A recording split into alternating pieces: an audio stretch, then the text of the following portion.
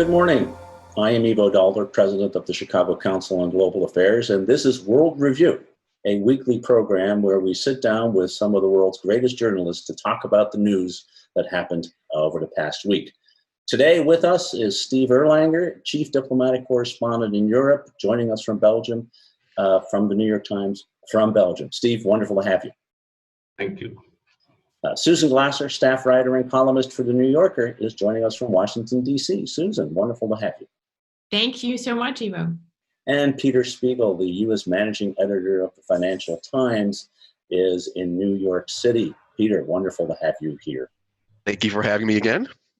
Well, lots of stuff to talk about this week. So let's start with China, Susan. And in the beginning of the week, we had President Xi addressing a World Health Assembly of the WHO, pledging serious support for the WHO, and President Trump being absent. At the end of the week, the National People's Congress is meeting and is trying to change the reality of what's happening in Hong Kong. China seems to be everywhere these days, and particularly in Washington and in the relationship between the two countries. What happened this week with regard to China, and where do you see this going, Susan?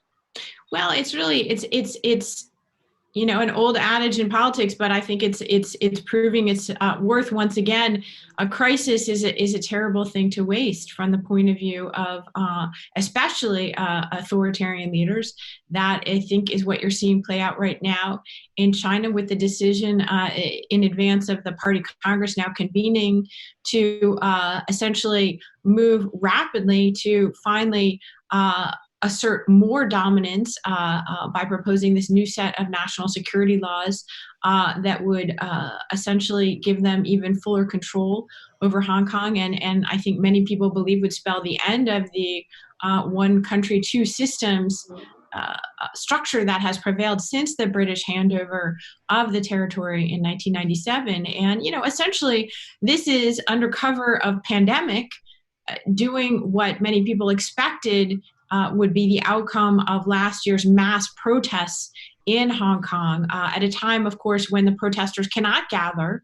Hong Kong has strict stay-at-home rules in effect until June 4th. They may be extended some more, obviously. And, this is exactly the sort of scenario that democracy advocates feared would happen with China and Hong Kong and in other countries around the world as a result of this global pandemic. It's a classic situation where an authoritarian leadership can move in, and there are no real checks, of course. This is not a real party Congress where it's actually going to be debated and discussed. I was studying that photograph on the front page of today's New York Times of Xi Jinping being wearing no mask, I should point out, a la President Trump, while an all-male cadre of masked Congress delegates stand and applaud him, and it is the visible face of both autocracy in 2020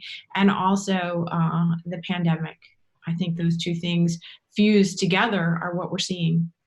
Peter, China has become a bogeyman in Washington, and President Trump yesterday, although he said he didn't quite know what it was that was going to happen.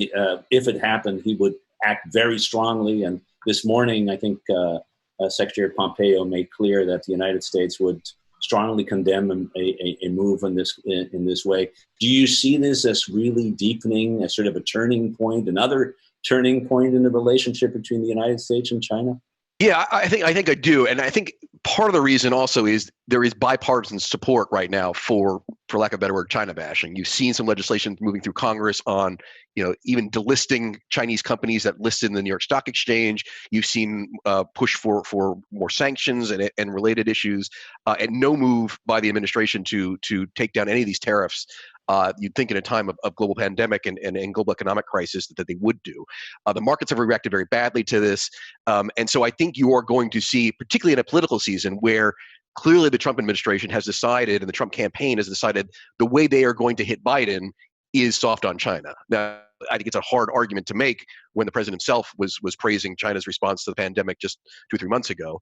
But it's clearly something they want to hit, and the Democrats conversely do not want to be seen as soft on China, so they're sort of jumping the bandwagon as well. One thing just to add to what Susan said, it is, again, for democracy advocates, slightly unnerving what is happening in Hong Kong right now. I would just also just sort of argue that, though, it's not necessarily that she is operating from a position of strength. I mean, this is something that has threatened his own regime, the response to the coronavirus. And what we have seen historically, not just through Xi's regime, but frankly, the Communist Party in recent history, is when threatened, they go to nationalism, right? They try to gin up a nationalist fervor domestically, either against the Japanese or against the Americans. And I think what you're seeing here is an attempt to distract domestically attention from perhaps the handling of the outset in Wuhan, to try to put it on something else, these sort of ungrateful people in Hong Kong, and again, trying to position himself as a position of leadership in the WHO. And even more aggressively, their diplomats have now started acting much more aggressively. We've seen it in London with the ambassador in London, through their sort of pressuring some of the news organizations there. But this sense that they are no longer going to play diplomatically. They are going to be much more aggressive in messaging, in propaganda abroad as well as at home. So I'm not sure this is necessarily from a position of strength. Steve, in Europe, how does this play? Is China and the Hong Kong issue, and of course the suppression of the democracy movement and of democracy as such, getting the attention that one would normally associate with this kind of movement in Europe? Is there deep concern about what is happening, and are there talks about what steps Europe might want to take in response to it? Well, the EU Foreign Office, such as it is, put out a statement which I think is quite weak. The Brits have been very weak. After all, they're the ones that signed the deal over Hong Kong. Chris Patten has been fulminating on British television, which is what he likes to do. I don't think the Chinese listen. I think there is generally a sense of Chinese blowback. This aggression Peter talks about has not gone over well. It's not just the ambassador in London, it's the ambassador in Paris who insulted the French for letting old people die in care homes. It's the Chinese ambassador in Brussels and in Germany. Basically, they've gotten the line from Xi Jinping, which is, you fight back, particularly against any idea that the virus, first of all, came out of any bioweapons lab in China, or that it came out of China itself. They're saying, oh, no, it's not clear. Maybe the U.S. military did it. Maybe somebody else did it. And the aggression, the move toward nationalism, I think in Europe, it sounds like what Trump's doing, not just what Xi is doing. It's blaming everyone except, the actions of Washington for the weak, chaotic American response. These guys take cues from one another, I'm afraid, whether it's not wearing a mask or whether it's nationalism or it's having acolytes lining up behind them applauding, like perhaps Vice President Pence.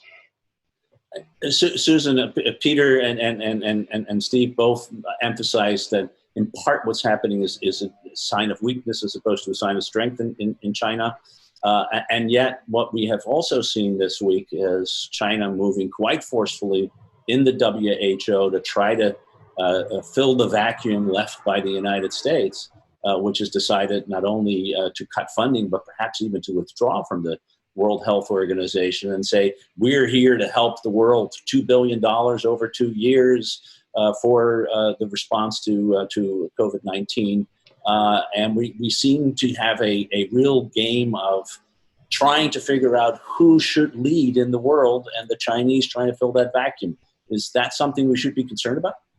Well, look, absolutely. I think you're right to spotlight that. I think there's two things happening in parallel here. They're obviously interrelated, but on the international stage, I think that, China's theory of the case, as I understand it, has been that Trump is essentially an accelerant to longstanding trends that they expected to take place, but not so quickly, which would be the relative diminution of U.S. leadership and power in the world, including a shifting balance of power inside major international institutions and multilateral organizations. So they already perceive that to be their opportunity.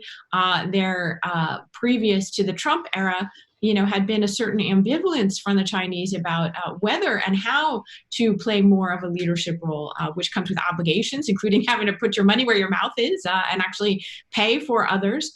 That's not something they had wanted to do in the past. I think they're now seeing this as an opportunity. And I think that's where the international and domestic politics of this may converge for Xi. I was on a call like this the other day with journalistic colleague from Beijing who gave a really stark, and I thought, it rang true, account of the extent to which, America's uncertain and, in some respects, failing response to the coronavirus in becoming the leading epicenter of it in the world after its origins in China, had handed Xi and his regime sort of a reprieve. And offered them a nationalistic rallying cry of the sort, that we're discussing. You can argue about whether that's a position of weakness or strength, but whatever it is, I think you are seeing pretty clearly that the domestic messaging in China right now around the coronavirus is that, our sacrifice was in vain and that America and Donald Trump screwed it up. And, we took extraordinary measures in closing down our society in China to make sure that this would not spread. And the Americans, lax, undisciplined, didn't have their act together and have now allowed this terrible scourge to plague the planet and also simply just to distract from almost all other stories, right? The story of the coronavirus has become the story of the world's, remaining superpower, humbled by the virus, unable to do what it said it would do. And of course, that is, if nothing else, an excellent diversion. It's also a nationalist rallying cry, I think, for Xi. So that's how it looks to me. And of course, that plays into, and we are leading internationally. We, the Chinese, have taken the place that the Americans used to have in the world. Steve, to that point, there's a Carl Bildt column that I read, former Prime Minister, Foreign Minister of Sweden, that we all know so well, who talked about the WHO meeting being an example of the post-American world, and importantly, the idea that nobody was missing the fact that the United States wasn't there because nobody expected them to be there in the first place. That was a stunning statement. It is a stunning statement, but I tell you, if they withdraw, they're going to miss the 22% budget share that the United States provides to. No, WHO has been controversial even before this. I mean, there have been serious allegations. It's been too close to China. It's kept out Taiwan. I think every UN organization has to be careful, particularly of countries that are on the Security Council. But you would have never said that WHO showed a lot of bravery in the past, which is true. The one other thing, which is just to add to what Susan has said, what struck me and struck people who follow disinformation well, is how China, which has been so good at using disinformation on its own citizens as a kind of amnesia, 1989, what was that? Cultural Revolution, what was that? Tiananmen, what? They have done a very good job at cutting off history, are trying to do it to the rest of the world on this virus. I think it's a lot harder to do, but it's fascinating to watch. And they're also using Russian disinformation techniques that they never used before, bots and automated Twitter feeds. It's much more aggressive. It's really interesting to watch. Whether it's works or not, well, we'll have to see. As I say, there's quite a lot of blowback against Chinese, the sense that the Chinese are not only being aggressive in what they say, but are using their aid as a kind of bludgeon to get people to praise them. One last thing, Ivo, on this point you were making about the international organizations, which I think is interesting, is remember, up until recently, up until maybe even this week, what we saw out of Beijing was an attempt to set up almost a parallel international organization, right? They had the Asian Infrastructure Investment Bank, the AIB, which the Americans were trying to get their allies not to participate in, but the Brits signed up and the rest. They had Belt and Road to a certain extent is almost a parallel development process that's outside the World Bank, outside the IMF. So they basically had shunned sort of the post-war Western international institutions because it was dominated by the U.S. and tried to set up a parallel. Well, suddenly, in the absence of American leadership, what you're seeing now, particularly the WHO, but I think you're seeing this in the IMF and other organizations, is, well, actually, if the Americans are going to step back here and anger their allies, maybe there's an opportunity that we don't need to set up a parallel system. Maybe we could actually take over the existing system. And I think that potentially is what this week may be remembered for. Let's shift topic to another fraught relationship that we have, the one that the United States has with Russia that came forward. And Steve, yesterday came the announcement that the United States is going to withdraw from the Open Skies Treaty, a venerable idea that dates back to the Eisenhower administration, but a treaty that's now been enforced for a number of decades. That's not the first treaty that the United States has been abandoning.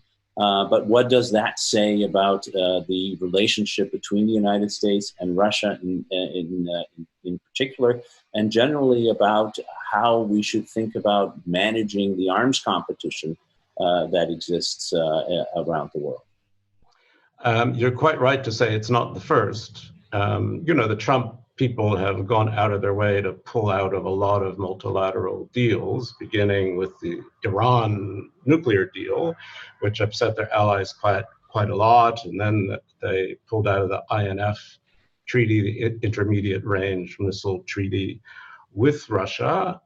Now, it is true, as they said, that Russia had been violating it for some time.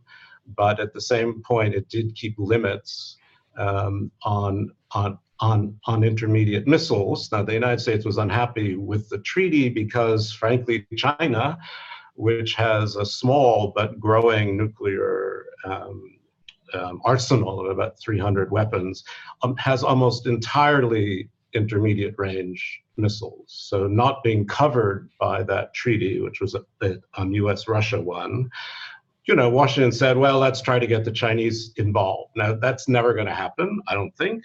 But that's the same rationale they've used now with beginning to talk about the next and really important arms treaty that is expiring next February, which is the New START treaty. Now, that between U.S. and Russia limits both sides to about 1,500 warheads.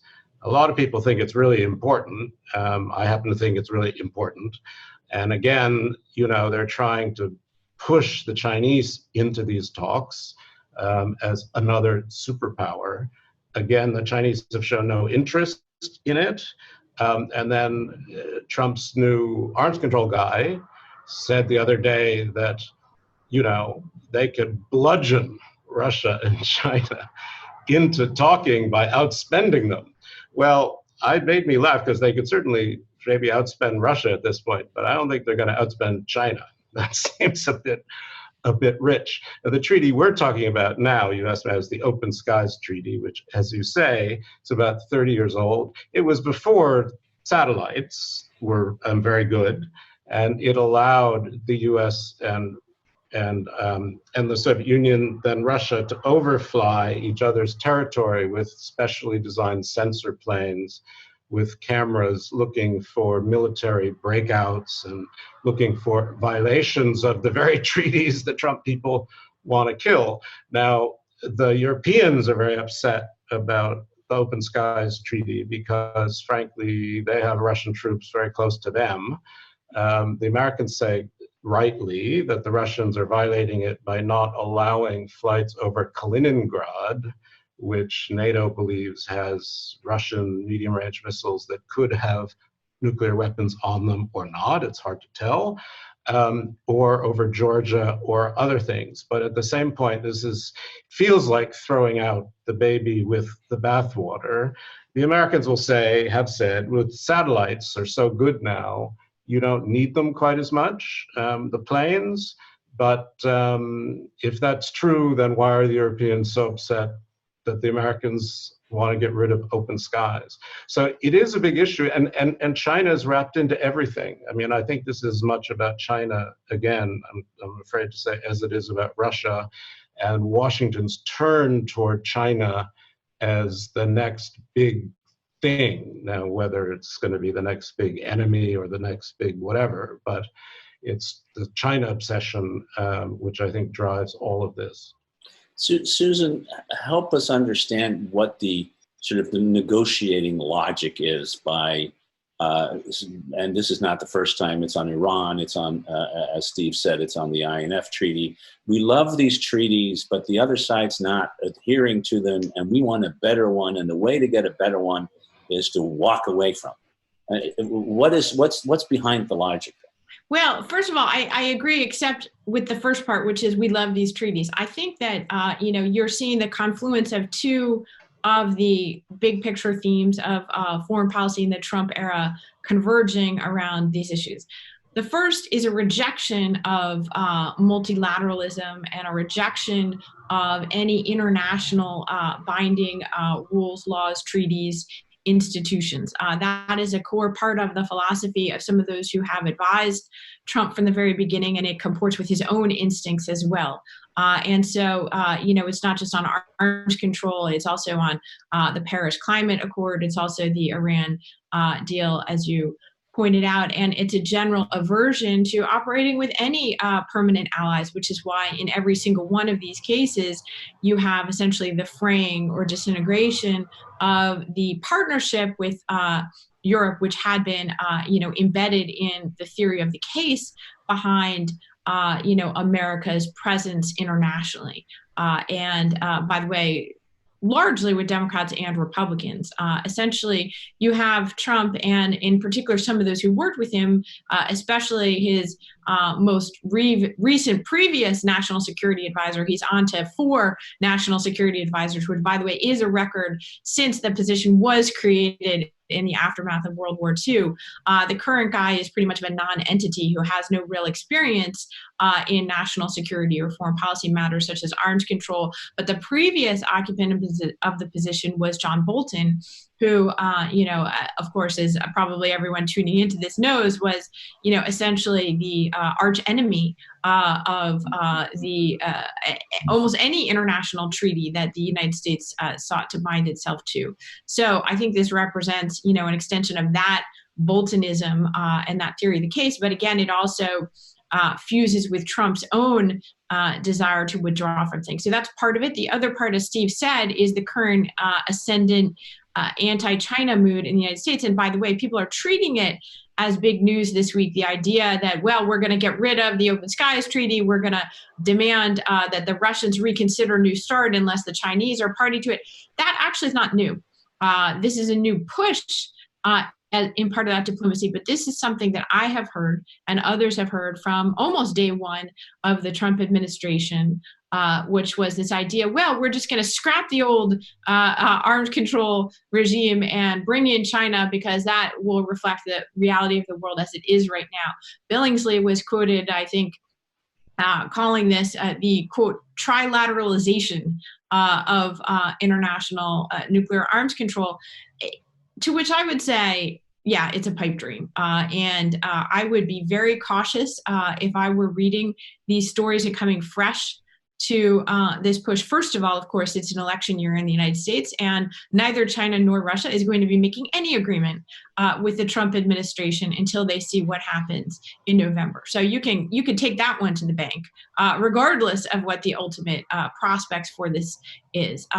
Number one. Number two, it may well simply serve, should Trump receive a second term, as the pretext that the administration already, wanted and needed to go ahead and let the New START treaty lapse, as they have shown themselves to be, in effect, opposed to the remaining infrastructure of the Cold War and post-Cold War era.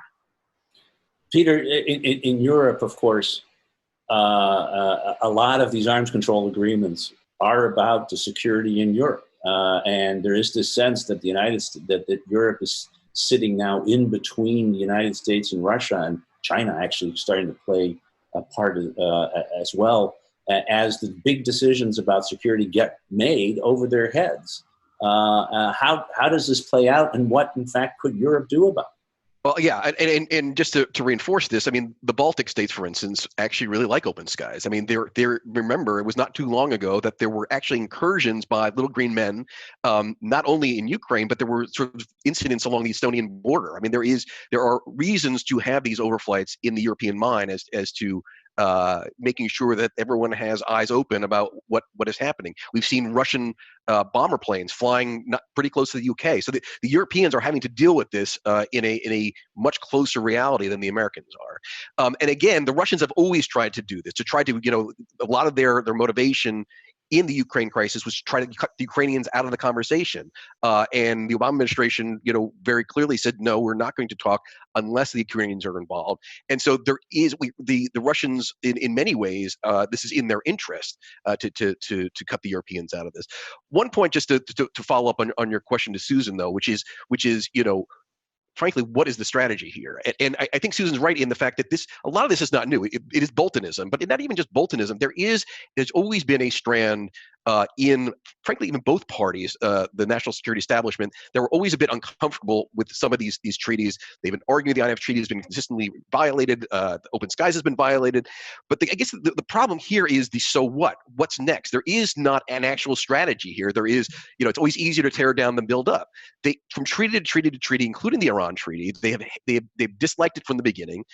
They've exited it without something to replace it. And I think that is where what Trump is different from previous thinking on, us not liking in general multilateralism, because there's always been a strand of anti-multilateralism in the Washington foreign policy establishment. What is different here is there is no expression of what's next. And again, as Susan said, just saying we're going to spend China and Russia into oblivion by building more nuclear weapons, why would we want to do that? I mean, that's not a strategy. And I think that's the problem here. It's also the fact, again, to get back to Europe, there is no engagement with allies on any of this stuff. Again, you might have allies who support this. Going back to some of the stuff that we talked about a couple of weeks ago, where the U.S. was trying to claim it is now still part of the Iran deal to make sure we extend the arms ban, sales ban to Iran. Well, there are a lot of allies who support that. But without actually doing any diplomacy and engaging with allies on these issues, you can't get through the starting gate. And I think that's the issue. Is there's no strategy here other than to tear down. There's no working with allies. There's no sense of what they want to do next that is in any way realistic. And I think in fairness to the Trump administration, there are critics. There have always been critics of a lot of these nuclear arms deals. They're not perfect. There is a case to revise, to scrap, but without a real strategy to have a new diplomatic order, it's all for naught. I would just add one other thing about open skies.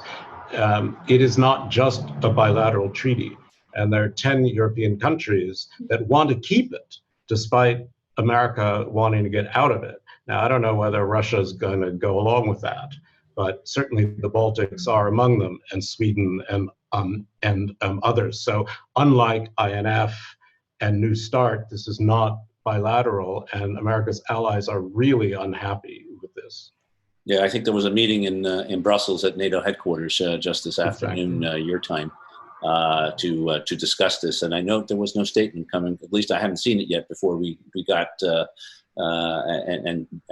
secretaries general at NATO are not shy to go in front of the press usually. So a noteworthy part of it. I want to take this to the next issue, Susan, because it's related, and that is. Secretary Pompeo, who also made some news this week, or at least news was made about him. I think this is perhaps the better way. And to pick up on Peter's point, also in terms of what's the strategy, what's the diplomacy. I think Secretary Pompeo sort of does foreign policy by decree. That is, we decree something and then it will happen. And maybe that's part of the strategy. How is he playing this? And by the way, where is he on this issue?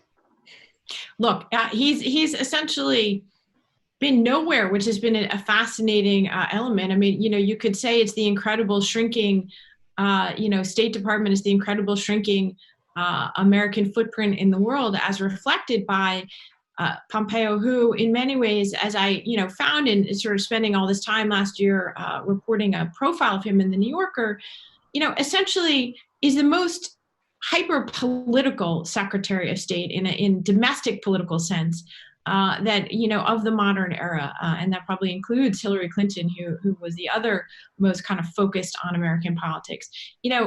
Mike Pompeo's audience is not Brussels, and it is not China even, and it is not his fellow diplomats. His audience is the audience of one, Donald Trump. And he has, I think really even an administration that is notable for the extent to which success is decreed in, longevity is in terms of months, not years, and also in terms of how well you stick in the favor of the boss and how much face time you get with Trump himself, who famously said, I'm the only one who matters in the government. Mike Pompeo is the last survivor of the original national security team on day one of the administration. How did he do that? By extreme loyalty. My favorite quote in the piece, obviously was a former senior U.S. diplomat, ambassador who had worked with Pompeo at the beginning of the administration, who told me that he was like a heat-seeking missile for Trump's ass. And, why is that relevant? Well, because like Peter, we're all kind of seeking to open doors that will somehow reveal to us this grand strategy behind the Trump administration's diplomacy and foreign policy. And having spent a lot of time trying to open those doors in the last 3 years, I think tell you that I've come to the conclusion that there is, we're not going to find anything there once we get to the last closet. It is what it seems like it is. These are a bunch of grifters, folks who never would have had these jobs under any other scenario. Mike Pompeo was an obscure backbencher congressman from Wichita, Kansas, from a heavily Republican district, never even shared a subcommittee on Capitol Hill, made his name as the leading promoter of Benghazi conspiracy theories, in which the deaths of 4 American personnel were investigated far more so than the deaths of 100,000 Americans are likely to be now in this pandemic. And Mike Pompeo had been a failure as a businessman, which he sought to cover up when he entered politics, and yet successfully impressed Donald Trump and many others with his great academic success early in life when he was the top graduate of West Point, and also an editor at the Harvard Law Review. Now, why do I mention all that? Because now you're seeing this scandal this week in Washington around the firing of the State Department's independent inspector general, which seems to be part of a wave of retaliations against independent watchdogs inside the Trump administration since Trump survived his impeachment and trial. He's been on a sort of revenge tour on what he calls the deep state.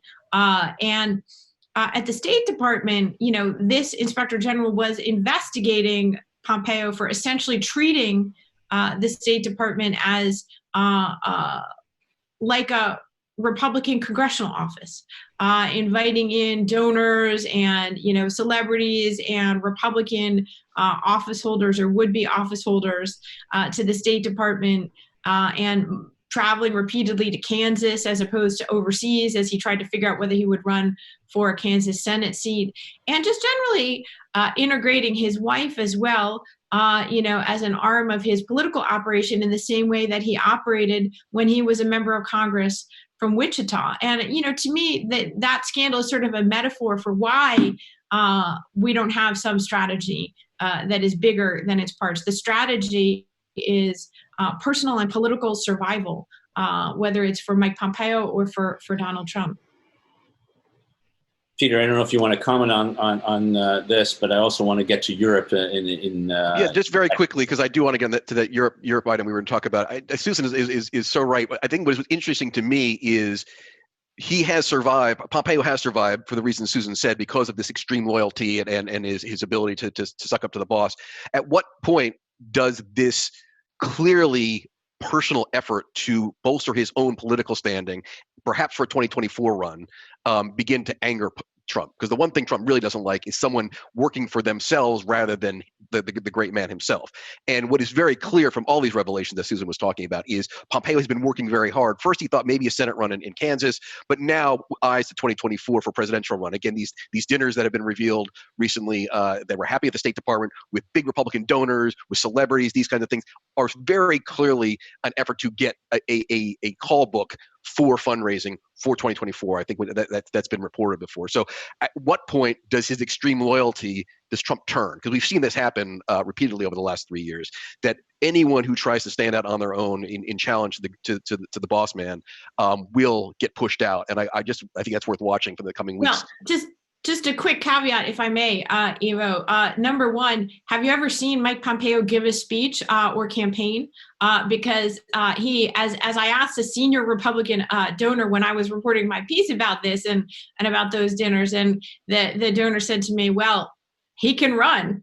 The truth of the matter is that Mike Pompeo is not a skilled campaigner or public figure in the way that even Nikki Haley, who was Trump's first ambassador to the United Nations and was the governor of South Carolina, she'll be a much more formidable rival, or someone like Ted Cruz, who ran before for the presidency. Mike Pompeo is not a gifted public-facing figure, and actually really didn't like his time in Congress as a backbencher, was desperate to get out. So I wasn't surprised that he didn't run for Senate either. He gets to fly around the world once the pandemic ends in a big plane with the United States of America painted on the side.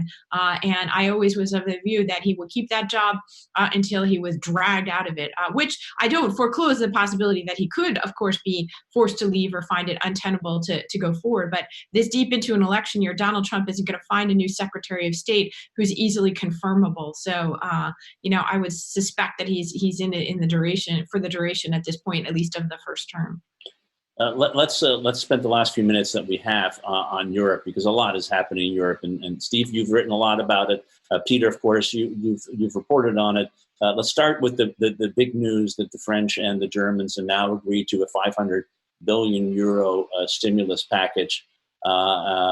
Finally, this agreement. There's real anxiety in the European economy. 7.6% decline in GDP expected just for this year, and more to come.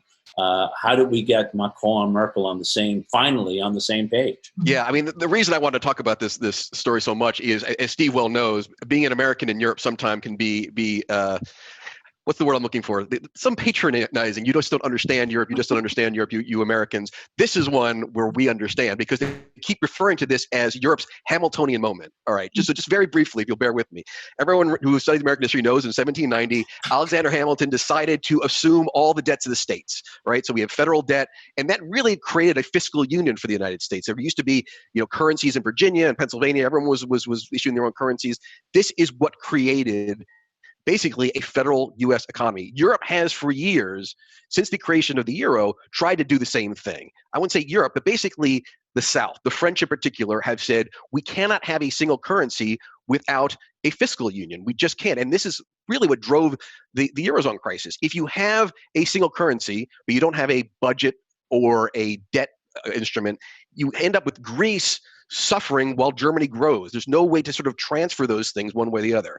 The key thing about this agreement between Merkel and Macron is, for the first time, the Germans have agreed, okay, let's issue debt as Europe, and let's grant money to the states that are struggling. That is two things that Germany has blocked since the creation of the euro. Now, it happens in the U.S. all the time, right? How do we do federally spending on infrastructure? We pass a bill in Congress, we raise money on the Treasury market, and then we spend it frequently in Alabama and Mississippi and some more poorer parts of the country to try to lift them up economically. Europe never does that. Suddenly now, the numbers are not big. It's 500 billion euros. That sounds like a lot, but frankly, in the size of the European economy, which is about as big as the U.S. economy, it's a bit of the drop in the bucket.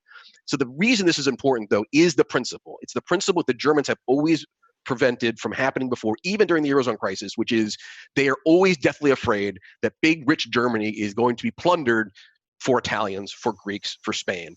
And now for the first time, Merkel has agreed, as she's headed out the door, that she's joining the French in backing this. And what you've seen is the rest of sort of the virtuous North, right? The Dutch, the Danes, the Swedes, they're furious. The Germans have betrayed them because this was always the fear of, frankly, the Protestant North. It's sort of a revision of the old religious wars between the Protestants and the Catholics. So to me, there is obviously an economic reason where this money is needed, but it's much more important from a global economic point of view that Germany has conceded that we need a federal budget in Europe, a la Alexander Hamilton in 1790.